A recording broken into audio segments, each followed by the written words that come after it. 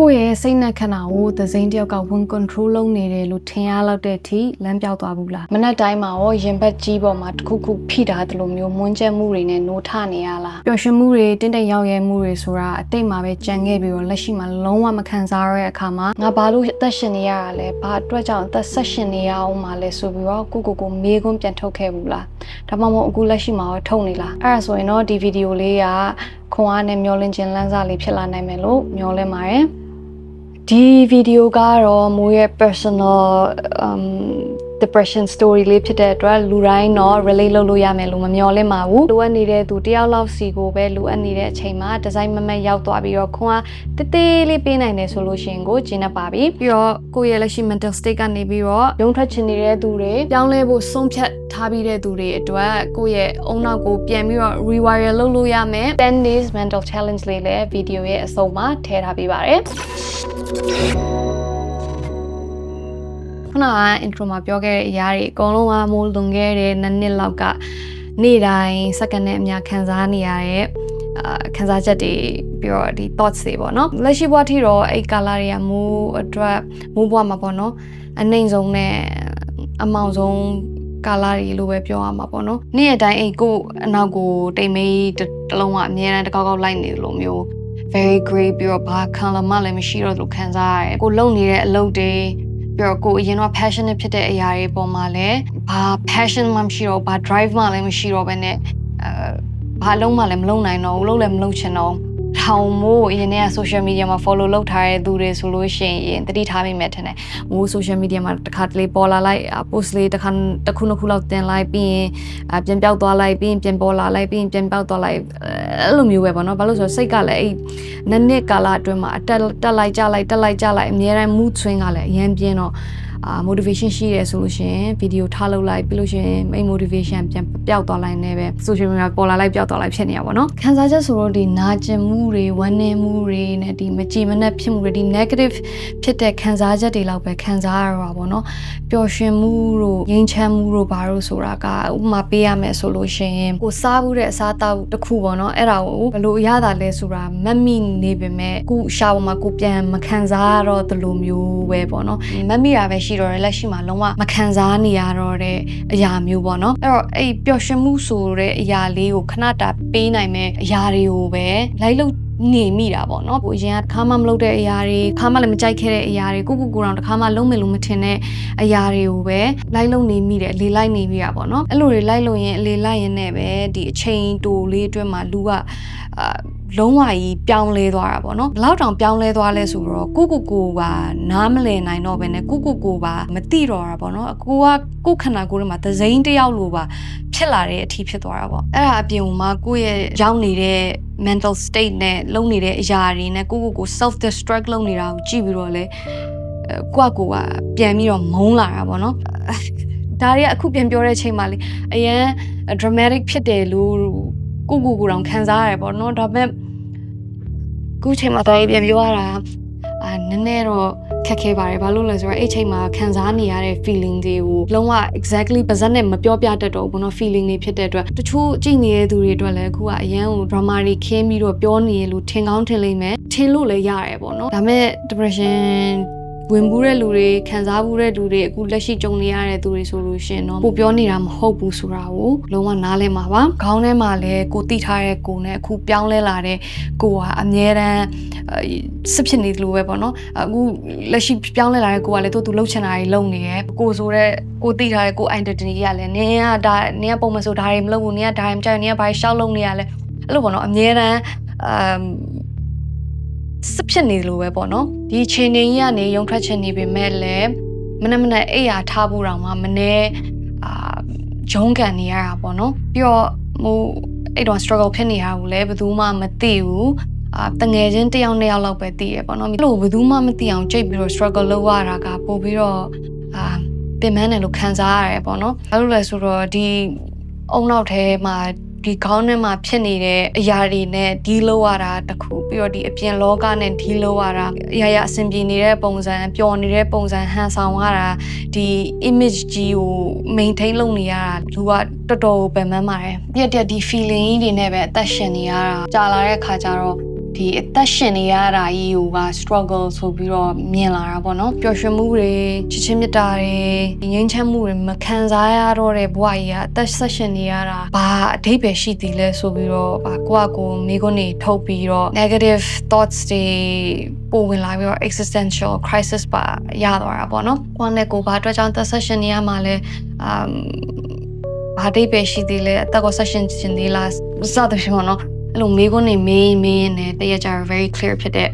အဖြေလေးတစ်ခုရခဲ့ပါတယ်မိုးအမြင်မှာတော့လူဘွားဆိုတာကရတော့ရခဲ့တယ်လူဖြစ်လာမှတော့လူဘွားယူတောင်းနေခြင်းနဲ့တောင်းနေသွားမယ် enjoy လုပ်လို့ရတဲ့အရာမှန်များအကုန် enjoy လုပ်မယ်ဆိုပြီးတော့ဆုံးဖြတ်ချက်ချလိုက်တာပေါ့နော်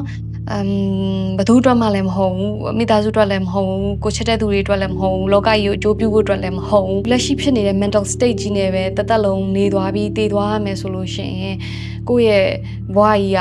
နှမျောကြကောင်းတဲ့ waste ဖြစ်သွားတယ်လို့ခံစားရတဲ့အတွက်ပေါ့နော်ဘဝဆိုတာဒီဘဝအသေးချာဆုံးပဲနောင်ဘဝတွေအရှိဘဝတွေအဲ့ဒါတွေအကုန်လုံးကဒါကကိုယ့်ရဲ့ယုံကြည်မှုနဲ့ပဲဆိုင်နေပေါ့နော်အခုလက်ရှိမှာအသေးချာဆုံးကဒီဘဝပဲအဲ့တော့ဒီဘဝကြီးကိုတော့အဲ့လိုကြီးနေပြီးတော့အဆုံးမသက်သွားခြင်းဘူးအဲ့လိုကြီးမနေသွားခြင်းဘူးဆိုတဲ့အတွေးနဲ့ပေါ့နော် reason ကတော့သူများတွေလိုမျိုးခဏဝင်တော့မဆန်ဘူး heroic လည်းမဆန်နေဘူးပေါ့နော်ပြောမယ်ဆိုလို့ရှိရင်တကူကောင်းဆန်ပြီးတော့အတ္တကြီးတဲ့လူတောင်ပြောလို့ရတယ်ပေါ့နော်ဒါပေမဲ့အခုချိန်မှာပြန်ကြည့်တဲ့ချိန်မှာဒီအတွေးလေးရခဲ့တာကိုပဲကိုကျေးဇူးတင်မိရပေါ့နော်ဘာလို့လဲဆိုတော့ဒီအတ္တအတွေးလေးရပဲမိုးရဲ့ healing journey ရဲ့ first step လေးဖြစ်ခဲ့တဲ့အတွက်ဖြစ်ပါတယ်အဲ့ဒီအတွေးလေးနဲ့ပဲစလိုက်တာဒီနေ့ဒီချိန်မှာအဲ့ဒီအကြောင်းတွေကိုလူအများကိုပြန်ပြောနိုင်တဲ့ journey တစ်လျှောက်မှာလည်းအများကြီးသင်ယူခဲ့ရတဲ့အတွေးခေါ်သစ်တွေရောအမြင်သစ်တွေရောခံယူချက်အသစ်တွေရောအများကြီးရလိုက်ပါတယ်လူတယောက်ကဒီလောက်တောင်ပြောင်းလဲနိုင်လားဆိုပြီးတော့ကိုတောင်ပြန်အံ့ဩရတဲ့အထိပါပဲကိုပြောင်းလဲတော့မယ်ဆိုပြီးတော့ဆုံးဖြတ်ချက်ချလိုက်တာပဲရှိရပေါ့နော်ဒါပေမဲ့ဘယ်ကနေဘလို့စားမှန်းလည်းမသိဘူး therapy ဘာတွေတွားလို့ရတယ်ဆိုတာတော့သိပေမဲ့ခုနမိုးပြောခဲ့သလိုပဲမိုး depression ဖြစ်တာမိုးအိမ်ကလည်းမသိဘူးopen လည်းမဖြစ်တဲ့အတွက်အဲ့အကြောင်းတွေကိုလည်းဘယ်သူမှလည်းမ share ချင်တာလည်းပါတယ်ပေါ့နော်အဲ့အကြောင်း therapy တွားဖို့အတွက်ကoption နေနဲ့မစင်စားဖြစ်ခဲ့ဘူးအဲ့လိုပဲဘယ်ကနေစမှန်းမသိတော့ထုံးစံတိုင်း internet တွေ ChatGPT မှာမင်းရှာရင်းနဲ့ပဲဒီ self discovery အကြောင်းလေးကိုစပြီးတော့သိခဲ့တာပေါ့နော်တကယ်ကိုအရေးကြီးတဲ့အရာပါဟိုဒါ depression ဖြစ်နေတာပဲဖြစ်ဖြစ်မဖြစ်နေတာပဲဖြစ်ဖြစ်လူတိုင်းလှုပ်တဲ့အရာတစ်ခုလို့မိုးမြင်တယ်ဘယ် healing journey မဆိုဒီကနေပဲစရတာပေါ့နော်ဘာလို့လဲဆိုတော့ကိုမသိရင်တော့ဘလို့မှ heal လုပ်လို့ရမှာမဟုတ်ပေါ့နော်အနာမသိရင်တော့ဆေးလက်ရှာလို့ရမှာမဟုတ်သလိုပဲပေါ့နော်ဒီ inner child နဲ့ပြန်ပြီးတော့ reconnect လုပ်ရတဲ့အပိုင်းနေပါတယ်ပေါ့နော်အဲတော့အမမိုးဝင်ခင်တော့ကြိုက်ခဲ့တဲ့ hobby လေးတွေပြန်လုပ်ကြည့်ရင်လည်းအစာအုပ်တွေပြန်ပြီးတော့ဖတ်ဖြစ်လာတာပေါ့နော် human nature အကြောင်းတွေဖတ်တဲ့အခါပြီးတော့ဒီ psychology နဲ့ခန္ဓာကိုယ်အလုပ်လုပ်ပုံတဘာဝတွေဖတ်တဲ့အခါမှာမိုးပို့ပြီးတော့စိတ်ဝင်စားရဲပို့ပြီးတော့ intrigue ဖြစ်တယ်ဆိုတာကိုကိုသိလာရဲပေါ့နော်အဲ့တော့အဲ့ topic တွေကိုပို့ပြီးတော့ရှာဖတ်ဖြစ်တယ်ပို့ပြီးတော့လေ့လာဖြစ်တာပေါ့နော်အဲ့လိုလေ့လာရင်းနဲ့ကနေပြီးတော့ဒီ neuroplasticity အကြောင်းကိုစပြီးတော့သိခဲ့ရပါတယ်ပြီးတော့ကိုဘာဖြစ်နေလဲကိုယ့်ရဲ့ဒီခန္ဓာကိုယ်မှာဘာတွေဖြစ်နေလဲဆိုတာကိုလည်းပို့ပြီးတော့နားလည်လာတာပေါ့နော်နာကိုသိလာတဲ့အတွက်ဆေးရှိလာသလိုပဲပေါ့နော်အဲ့တော့ neuroplasticity ကိုမိုးအတွက်ဆေးလိုမျိုးမြင်လာတယ်ကိုယ့်ရဲ့အုံနောက်ကိုလက်ရှိ state ကနေပြီးတော့လွတ်မြောက်အောင်တဖြည်းဖြည်းပြန်ပြီး rewire လုပ်လို့ရတဲ့အပြင်ကိုဖြစ်ချင်တဲ့ version ကိုယ့်ရဲ့ higher version ဖြစ်လာအောင်လဲတဖြည်းဖြည်းပုံသွင်းယူလို့ရတယ် rewire လုပ်ယူလို့ရတယ်ဆိုတာကိုသိလာပါတယ်အဲ့ဒီသိစိတ်လေးကမိုးအတွက် motivation ထပ်ပို့တယ်အရန်ကို empower ဖြစ်စေရပေါ့နော်ငါရဲ့ဘဝကြီးငါရဲ့လက်ရှိ state တဲ့ဒီ mind ကြီးက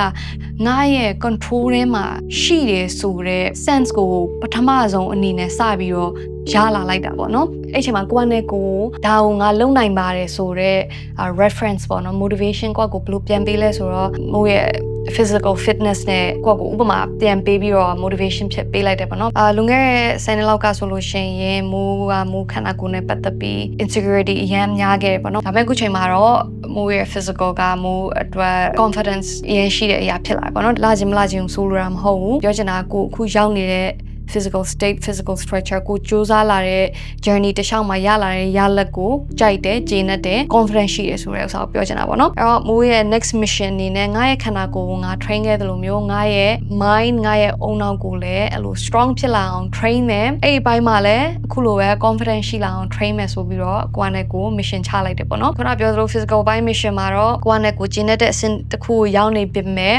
ဒီ mental by mission မှာတော့ဒါက never ending journey ပေါ့တစ်လုံးပြီးသွားမယ် mission တစ်ခုမဟုတ်ဘူးလို့ဟိုမြင်မိပါတယ်ဘာဖြစ်လို့လဲဆိုတော့သိတာတွေများလာလေလေကိုမသိတာတွေပိုများတယ်ဆိုတာကိုပိုသိလာလေပိုသင်ချင်းလေးပိုသိချင်းလေးဖြစ်လာလေဖြစ်တဲ့အတွက်ဖြစ်ပါတယ်ဒီဗီဒီယိုကိုရိုက်ပြီးတော့ဒီလိုပြန်ပြောနိုင်ဖို့ကလည်းနေ့ချင်းညချင်းဖြစ်သွားတာမဟုတ်ပေါ့နော်အချိန်တော်တော်တော့ပေးခဲ့ရပါတယ်တစ်နှစ်ခွဲ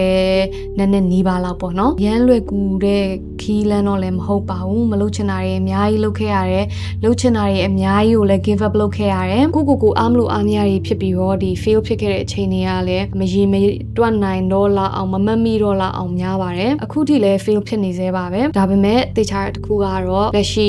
မိုးကလွန်ခဲ့တဲ့တစ်နှစ်ခွဲနှစ်နှစ်လောက်ကမိုးနဲ့တော့လုံးဝမတူတော့ပါဘူးအဲ့ဒီတော့ကစိတ်ခံစားချက်တွေမရှိတော့သလို survive လုပ်ဖို့အတွက်လည်းကြိုးစားနေတဲ့သူတယောက်မဟုတ်တော့ပါဘူးအခုကကိုဖြစ်ချင်တဲ့ version ကိုဖြစ်လာအောင်ကိုပြန်ပြီးတော့ rebuild လုပ်နေတဲ့ stage ကိုရောက်သွားပါပြီကဲဒီဗီဒီယိုကြီးကိုတော့ကြည့်လာပြီဆိုလို့ရှင်တော့တေချာပါတယ်အခုကြည့်နေတဲ့သူကလည်းမိုးလိုမျိုးပြောင်းလဲခြင်းနဲ့လူ rebuild လုပ်ခြင်းနဲ့သူဆိုတာတကယ်ကိုပြောင်းလဲတော့မယ် rebuild လုပ်တော့မယ်လို့ဆုံးဖြတ်လာပြီဆိုလို့ရှင်တော့ကိုယ့်ရဲ့အုံနောက်ကိုပြန်ပြီး rewire လုပ်လို့ရမယ်10 days mental challenge လေးကိုလက်ဆောင်ပေးချင်ပါတယ်ဒါကမိုးဖတ်ခဲ့တဲ့ Tony Robbins ရဲ့ Awaken the Giant Within ဆိုတဲ့စာအုပ်ထဲက challenge လေးပါကိုအကျင့်တစ်ခုခု build လုပ်ခြင်းနဲ့ဒါမှမဟုတ်လည်းအကျင့်တစ်ခုခုဖျက်ခြင်းနဲ့ဆိုလို့ရှင်ဒီ challenge လေးကိုအများကြီးလုပ်ဖြစ်ပါတယ်ဒီ challenge ရဲ့ rules လေးတွေကတော့ rule number 1လမ်းမဆယ်ရဲ့အတွင်းမှာ negative thoughts တွေအကျိုးမရှိတဲ့အတွေးတွေဝင်လာတယ်လို့ကိုသိတာနဲ့သိခြင်းကို stop လုပ်ပါစိတ်ထဲကျစေမဲ့အရာတွေ negative အတွေးတွေပြီးတော့ကိုယ့်ရဲ့ပြောင်းလဲမှုကိုဘလို့မှအထောက်အကူမပြုမဲ့ disempowering thoughts တွေဝင်လာတယ်လို့ကိုသိတာနဲ့သိတဲ့ချိန်မှာချက်ချင်းရပ်လိုက်ပါဆက်ပြီးတော့မတွေးနဲ့ပေါ့နော် rule number 2အစိုးမြင်စိတ်တွေဒီစိုးရင်ပူပန်မှုတွေဝင်လာတာနဲ့ဒီပြဿနာကို focus ထားမဲ့အစားဒီအောင်ငါဘလို့ဖြေရှင်းလဲဆိုတော့ solution ကို focus ထားပါဒါမှမဟုတ်လို့ရှင်ဒီအဖြစ်ဖြတ်ကြီးဒီအရာကြီးမှာငါတို့ကောင်းတာဘာဖြစ်နိုင်လဲဘာရှိနိုင်လဲငါဘာရအောင်ယူနိုင်လဲစသဖြင့်ပေါ့နော်ဘယ်တော့မှ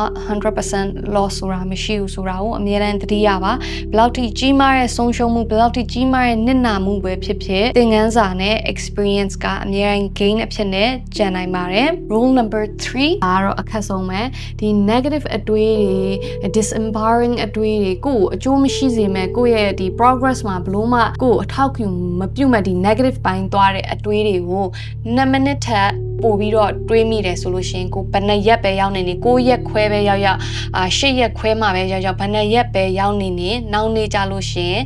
day 1ကနေပြန်စားရပါမယ်ဒီ challenge လေးကကိုယ့်ရဲ့ပိုကောင်းတဲ့ version စီကိုလမ်းမဲ့ပထမဆုံးခြေလှမ်းလေးဖြစ်လာနိုင်မယ်လို့မျှော်လင့်ရင်ဗီဒီယိုကိုအဆုံးထိကြည့်ပေးရတဲ့အားလုံးကျေးဇူးတင်ပါတယ်နောက်ထပ်ဗီဒီယိုတွေမှာပြန်လည်ဆုံတွေ့ကြပါမယ်